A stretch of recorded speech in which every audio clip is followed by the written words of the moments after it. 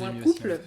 c'est hyper important de communiquer. Mais le problème, c'est que si la personne en face de toi, elle comprend pas ce que tu dis, ça sert à rien, tu vois. Et mais moi, j'avais des potes jaloux. Bah, du coup, que j'ai dû briser un peu l'amitié parce que je n'en pouvais plus. C'était de la devoir maladie. L'humour. La Ça y est. La clé. La clé, pour moi. Si je rigole pas dans une relation, je ne suis pas épanouie. Mm. C'est vraiment la clé d'une relation pour moi. Parce que, alors oui, il y a la communication, la compréhension, la fidélité, tout ça. Toutes ces choses futiles. Mais Ça, dont on l'humour parle. Mais l'humour pour moi, c'est... En fait, tu vois, pour moi, la relation, c'est genre vraiment... La personne avec qui t'es, c'est un peu ton pote aussi. C'est ton pote plus, mais ça C'est reste... ton confident, quoi. Ouais, c'est ton confident, c'est la personne à qui tu racontes plus de trucs et tout. Et c'est vrai que pour moi, je sais pas, l'humour, ça crée vraiment au-delà... Parce qu'il y a genre les relations amoureuses, sexuelles, etc. Mais je trouve que l'humour, ça prend aussi une grande place. Enfin, on a tendance à le négliger et dire oui, il y a que les relations physiques qui comptent, que ce soit prélit ou même acte sexuel. Mais l'humour, Ça crée l'humour, ça crée une relation et qui va te Ça mener crée au une final fusion, une fusion. Mais une complicité en c'est fait. de la complicité. Ouais. Ah mais moi ça me retourne l'estomac quoi. Non mais oui, c'est vrai que quand t'es complice après avec la personne, Complice, mais la genre complice, même en public et tout, tu sais que t'as des... t'as des délires, ça part, ça Vous change. comprenez et tout. Ça fuse et tout. C'est la personne Ça avec rebondit sur mais les c'est blagues. ça, c'est la personne avec qui t'as envie de passer ta soirée. Je trouve que à travers l'humour, tu peux faire passer des messages, tu peux dire les choses pour pas trop blesser la personne. L'humour, il arrive derrière et tout. Enfin, je sais pas, pour moi, c'est autant je rigole avec mes potes et je me tape des grosses barres avec vous, mais je pense qu'avec la personne avec qui je partage ma vie, j'ai envie aussi de. Pour moi, alors du coup, l'humour, pour moi, ça dépasse le physique. Ça veut dire que moi, la personne, elle peut être Ouais, non, je pense que pour rincée, beaucoup, rincée quand je te dis, mais vraiment qu'elle ne m'intéresse pas physiquement. Mais alors, si tu me fais rire, pouf. c'est fini. Ah ouais, moi je sors avec toi. Hein. Ah non, Ah non, ouais. bah c'est hyper important. Mon ex, je l'ai rencontré, okay, on a discuté et tout, on s'est échangé nos numéros et on s'est vu un mois plus tard. Et quand en fait on s'est revus, il m'a embrassé au premier rendez-vous. Moi dans ma tête j'étais en couple. Hein. On était en couple, hein, c'était fini. Et finalement en fait, plus j'apprenais à le connaître, en fait on était ensemble, enfin, c'était bizarre. En fait on était ensemble, donc on apprenait à se connaître. Vous connaître au fur et à mesure. de la relation. Et au fur et à mesure je me suis dit, j'aime pas en fait. Il manque quelque chose, ouais. Il manquait un truc, on voyait pas les choses de la même façon. Bah au final ça s'est fini, tu vois. Et moi j'ai besoin d'abord de connaître la personne, d'être pote avec, de faire les activités avec. Et après oui, si j'imagine un truc, bah si c'est possible on le fait, tu vois. Ouais, je pense que c'est aussi un problème qu'il y a beaucoup aujourd'hui, c'est que les gens se mettent en couple pour se mettre en couple. Ouais. Ils Et arrivent à se avant mettre de... après. Ouais, c'est ça. Et alors qu'en vrai, je pense que c'est le chemin, c'est le chemin inverse en fait. Ce qu'il Ouais. faut faire, c'est que d'abord tu rencontres la C'est ça. personne, tu vois si ça colle, si ça match, s'il y a centre d'intérêt. Déjà si t'es pote Vous avec, vivez c'est un ensemble truc. là, avant quoi. Ouais, c'est ça, ouais. Vivez des choses ensemble. Et ensuite, si ça Oui. amène à plus. En plus, le pire, c'est que généralement, la personne avec qui tu t'envisages de faire une relation, c'est le genre de personne avec qui tu peux passer ton temps, mais à rien faire. Ça veut dire faire des activités nulles comme, je sais pas, aller à Leclerc et aller faire des courses. Tu sais que tu vas te taper des barres avec lui, tu sais que c'est cool et tout. Tu peux aller au parc d'attractions, tu vas aller au parc, tu vas faire un pique-nique. Tu vois, c'est des activités toutes bêtes que tu fais dans la vie de tous les jours, mais c'est cette personne, en gros, avec qui t'as envie de partager ces moments-là, tu vois. Du coup, la relation elle est construite sur tous les centres d'intérêt, tous C'est les ça, trucs ouais. que vous avez en commun, Ouais. plutôt que sur quelque chose de physique au début, même si ça veut pas dire que ça peut pas... Rien, ouais, Mais ça veut pas dire après que ça peut pas commencer par quelque chose de physique et après vous vous rendez compte qu'il y a Oui, bien aussi. plus, tu vois. C'est plus souvent le cas de, en gros, je me mets en couple avec telle personne parce que Ouais. physiquement ça match et qu'au lit ça match, et après on voit si en vrai en tant que relation ça match, quoi. Il y a ce qui se passe au lit, ok, je suis d'accord, mais il y a aussi ce que tu dégages, tu vois, à l'intérieur, ta personnalité, tout. Il y a tout, quoi. La personnalité ça fait tout, hein, Ah, en bah, la vrai. personnalité, c'est la clé, quoi. Ah, Bon, vas-y. celui-ci, en vrai, je vais pas mentir, c'est pas moi qui me le suis dit, c'est en... quelque part. c'est en discutant avec d'autres personnes, c'est les compromis. Ah, ça c'est hyper intéressant, ça. Ouais, là et là là en là. vrai, bon, je vais pas faire long, donc c'est pas de moi, mais c'est vrai que c'était ultra intéressant. Et en fait, je voulais en parler tout à l'heure, mais je l'avais pas encore sorti le papier, donc je me suis dit, on le garde pour plus tard. Tu vois, quand tu disais tout à l'heure que l'autre, il fallait qu'il comprenne aussi ce que tu vas dire, etc. Les compromis, je pense que c'est important. Il faut comprendre quand l'autre te demande de faire quelque chose, ce que ça représente pour lui en termes d'importance, de faire cette tâche, de changer ce comportement. Versus ce que toi tu vas céder, genre si je te demande de faire plus attention à je sais pas, à ranger tes affaires derrière toi, qu'est-ce que ça représente pour moi, qu'est-ce que ça représente pour toi, est-ce que c'est énorme, c'est très important pour moi, est-ce que pour toi ça demande un changement qui est limité, qui est pas très important, et dans le futur, le compromis que toi tu vas me demander de faire, est-ce que ça va être équivalent? Et généralement j'ai l'impression que c'est ce qui se passe aussi, c'est ce qui crée une espèce de déséquilibre et une gêne dans le couple, c'est que parfois il y a des compromis qui sont demandés d'un côté et de l'autre, mais qui pour l'un et l'autre, voilà, ont pas la même valeur. Et du coup, c'est compliqué après d'avancer parce que l'un se dit que bah en fait ce qu'il a cédé, bah c'était bien plus important que ce que l'autre a cédé. Ouais. Et du coup, t'avances pas très bien quoi. Parce qu'il y a des compromis qu'on te demande de faire qui vont un peu dénaturer ta personnalité, tu vois. Enfin, on te demande de faire des trop gros changements par rapport à toi-même et au final, on te demande d'être une autre personne que ce que tu es à la base.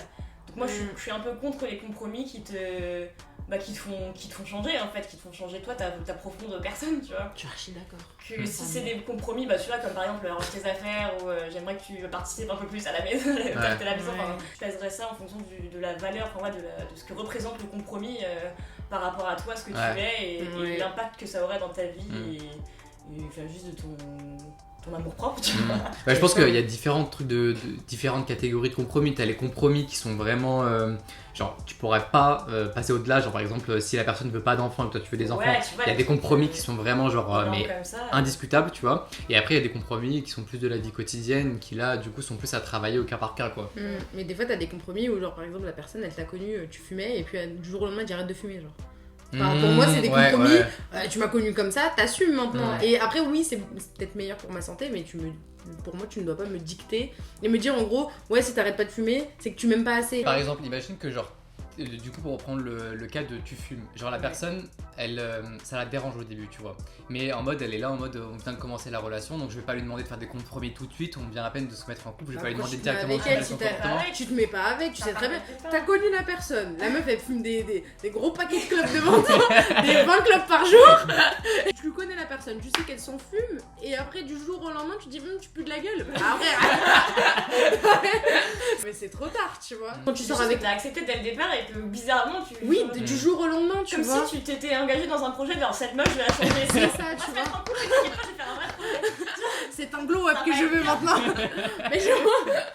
Mais par exemple, mais du coup, ça veut dire que si par exemple un mec vient et te demande du coup soit de réduire ta consommation de tabac ou genre de maigrir un peu ou ce genre de choses, pour toi c'est genre c'est pas normal. Est-ce que tu peux pas te dire que en fait la personne elle veut en fait que tu grandisses, en gros que t'évolues et elle veut qu'ensemble vous soyez meilleurs et donc elle te pousse à être meilleure et donc mais après tu vois après je sais pas comment elle est construite la relation dans son exemple. Ouais, c'est au cas par cas. En fait le truc c'est qu'il y a des gens il y a beaucoup de cas comme ça où les gens te disent il faut que tu sois comme ci comme ça machin, mais après que tu changes après qu'ils aient passé l'étape du bisou quoi. Mais avant, pendant ou après ils ont pas. Mais oui, mais bien sûr. Mais non mais je dis pas le contraire. Ah non mais moi pas du tout. Et il y a aussi le compromis de imaginons. Enfin moi genre t'as une offre dans un autre pays, je sais pas, tu pars aux États-Unis et que la personne elle te dit et t'en as pour 2 ans genre et la personne elle dit mais comment ça tu pars. Moi je pense que c'est dans une relation saine, bon après ça fait mal à l'ego hein, quand tu te dis bon bah vas-y j'arrête la personne, genre franchement faut vraiment être généreux pour dire ok bah écoute vaut mieux qu'on se sépare parce que moi je peux pas. On m'a dit ça. Je peux pas t'empêcher d'évoluer et tout ça, tu vois. Genre il y a le cas de en gros bah non pars pas parce que j'ai pas envie que tu partes, enfin j'ai envie qu'on reste ensemble. Il y a le cas de bon vas-y pars mais moi je peux pas, c'est trop dur pour moi donc du coup je préfère que te laisser évoluer, grandir et qu'on soit plus ensemble. Et t'as le cas de on essaie de faire marcher ça à distance. Mais bon ça c'est un autre deal hein. Bah ouais franchement c'est chaud. Faut voir comment tu gères les choses, à quel point tu peux supporter la situation quoi. Le problème c'est que tu le sais jamais avant. C'est à toi de prioriser et surtout à notre âge tu vois, c'est la question qui se pose le plus, c'est est-ce que je priorise mon avenir professionnel ou mon avenir relationnel tu vois.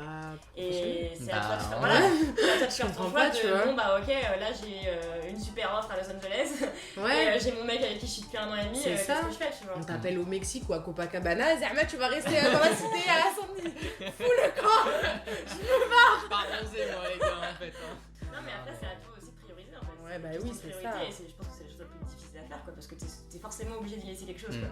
Tu y laisses mais je pense qu'après en plus t'as des regrets tu vois, genre tu restes avec la personne mais tu sais que tu sauras jamais ce que ça aurait pu donner. Dans les deux cas en fait, que tu restes avec la personne et que tu lâches ton offre, tu te diras comment ça aurait pu être si j'avais pris l'offre et que j'étais à Los Angeles maintenant. Et si tu vas à Los Angeles tu te dis putain comment ça aurait pu être avec mon mec là, tu peux dire ok c'est un truc de ouf pour le travail mais si t'as ton mec avec toi et que c'est ce qui te rend heureuse et après oui il y a des gens comme ça si t'es dépendant de ta relation c'est chaud. Puis des fois t'acceptes des trucs aussi que t'aurais pas accepté avec une autre personne. Ouais je pense qu'il y a des choses parfois aussi qui peuvent être genre on peut se dire en vrai je kiffe pas de ouf et puis au final tu laisses passer parce que c'est pas grand chose et ça t'affecte pas forcément énormément. Parce que la personne vaut le coup aussi.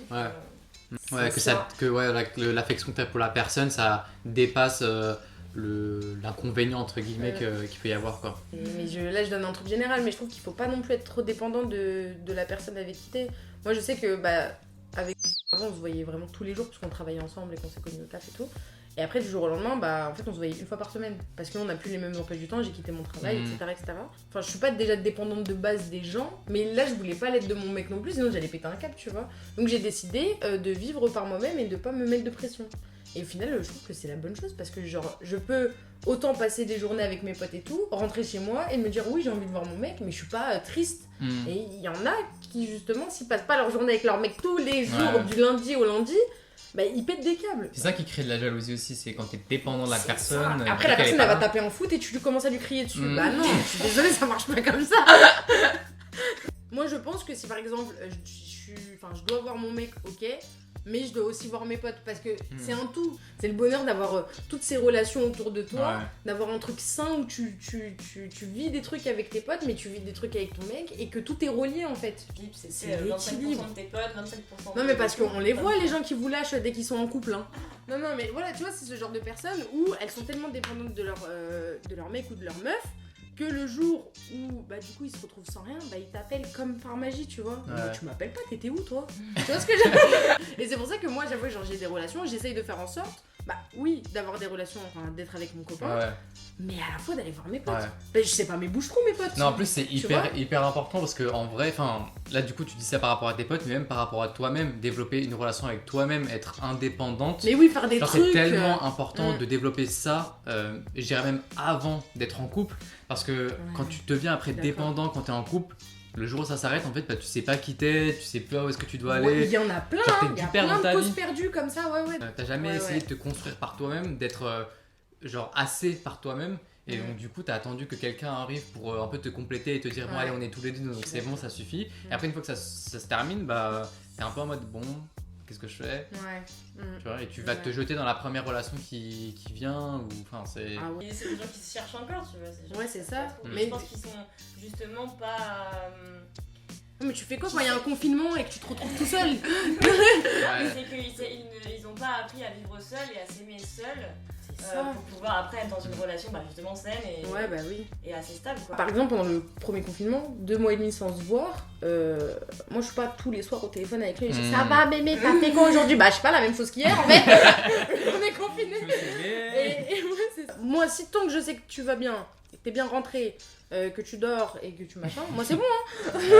Tu vois ce que je veux dire? Moi j'ai juste besoin de savoir s'il est bien rentré, comme ça m'inquiète pas. Si le matin il va au travail et il est bien arrivé, c'est bon, je suis contente. Et après, si des fois, en plus le pire c'est que mon téléphone c'est blindé de ces messages. On s'écrit des pavés, mais pas pour combler la discussion, vraiment parce qu'on a envie de se parler. Du coup, il y a un dernier morceau, c'est du coup pas de pression au lit, c'est ça que tu disais. C'est ça. En fait, il y a un truc qui revient souvent, c'est la pression au lit. En fait, moi je l'ai pas vécu, mais je sais que j'ai des copines qui l'ont vécu. Et genre où le mec lui dit ça commence à faire longtemps. J'en ai marre de faire des bisous et des prélis. Et en gros j'aimerais y aller quoi. Passer à l'acte. Et parce qu'en fait je pense que pour le mec, genre si je me mets à la place du mec 2 minutes, je pense que c'est parce que c'est la suite logique pour lui, tu vois. Genre t'as commencé la relation, nanana. Je sais pas si au début de la relation c'était juste physique ou si c'était en mode genre on essaie d'avoir des centres d'intérêt, des trucs communs, des points en commun. Mais au bout d'un moment tu te dis bisous, est-ce qu'on irait pas au niveau supérieur, tu vois? Faut que l'autre soit consentant aussi. Oui, non, mais bien sûr. Si vous n'êtes pas en raccord, bien si sûr, vous bien n'êtes sûr. pas en accord, monsieur a envie, il faut que madame ait envie. Non, mais c'est et sûr. inversement. Et c'est ça, faut s'écouter et genre y aller tranquillement, quoi. Mais franchement, je parle vraiment à tout le monde, mais genre ne mettez pas la pression à l'autre. Il y a rien de plus. Puis même la personne en elle-même, elle rentre chez elle et elle se dit mais j'ai pas fait ça pour lui, il va croire que je l'aime pas ou elle je l'aime pas. Mais c'est ça, c'est qu'après on croit tout le temps que c'est de notre faute, qu'on n'est pas assez entreprenant. Mais des fois le corps il a pas envie, je sais pas comment expliquer, des fois il y a pas le. Elle a pas le désir. Tu l'aimes la personne, tu la vois, t'as envie de la manger, mais des fois le corps il dit je veux pas de relation, c'est que je n'en veux pas et j'ai pas envie, j'ai le droit et c'est mon droit, tu vois. Enfin, c'est la communication en fait qui va jouer le rôle principal, tant que chacun y trouve son compte. Je pense qu'il faut juste en discuter et après chacun sera épanoui dans la relation. Ça vous est déjà arrivé, vous, qu'on vous pousse un peu dans les tranchants ou pas du tout? Non. Je réfléchis. Genre j'aime bien l'idée du désir et du jeu, Ouais. mais après il n'y a pas de pression ou quoi que ce soit, tu vois. Non, c'est ça. Oui, t'aimes bien en gros que la personne soit entreprenante, mais à partir du moment où tu sais que t'as pas envie et que tu l'exprimes, la personne doit comprendre que non, ce sera pas ce soir. Et puis si toi en tant que mec ou en tant que meuf, si c'est toi qui as envie de coucher, enfin si c'est la meuf qui a envie de coucher, et t'es pas satisfait, bah tu te casses, enfin tu te sors de la relation ou genre tu te fais plaisir toi-même, enfin tu t'occupes tout seul ou tout seul, mais t'as absolument pas à mettre la pression à la... genre il y a d'autres solutions quoi. Genre faut être un peu responsable quoi. Donc je pense qu'on a fait le tour de toutes les qualités qui étaient essentielles pour une relation, donc pas de pression mais... Si vous en avez, mettez-les dans les commentaires. Pas de pression mais faut avoir tout ça. Moi j'avoue, c'est vrai que ça fait beaucoup en vrai. Genre en fait il y en a plein qui sont implicites en fait. Ouais. Et beaucoup qui sont reliés aussi, je trouve. Oui. Ouais. Il y en a qui vont un peu par paire, tu vois. Ouais, c'est ça. Ouais, c'est ça, il y a plein de trucs qui sont liés les unes aux autres et donc du coup c'est un peu normal d'en avoir plusieurs qui sont ensemble. Un cocktail de qualité. Donc ça c'est les qualités qui sont pour nous essentielles mais qui sont hyper importantes pour créer une relation qui est saine et faire durer une relation dans le temps. Après bon, il n'y a pas vraiment de règles en amour, donc c'est assez difficile c'est assez difficile de pouvoir le dire. Enfin une relation c'est ça se travaille, ça se construit au fil du temps, donc il faut pas non plus se mettre la pression quand les choses vont pas forcément tout de suite dans la bonne direction. Enfin ça dépend quelle direction, mais il faut faire attention et construire le truc sainement et simplement et doucement et avec le temps quoi. Ouais, je suis d'accord. Donc c'est juste des choses qui s'apprennent avec les expériences et voilà, je pense que personne n'a vraiment de relation qui contient en fait toutes ces qualités à 100% et qui les a atteints, mais c'est juste il y a des niveaux, il y a des jauges en fait qui permettent de faire fonctionner la relation sainement sur une plus ou moins longue durée. Et après tu rajoutes des choses, la communication ça vient avec le temps, les compromis ça se travaille, voilà, on arrive à la fin de cette vidéo. Merci d'avoir été avec moi, vous avez aimé la vidéo? Ouais, c'était cool, non franchement j'ai bien aimé la thématique, j'aime trop. Trop. Merci d'avoir été avec nous. Si vous voulez rejoindre la communauté, vous pouvez cliquer juste ici et moi je vous dis à très vite. Bye.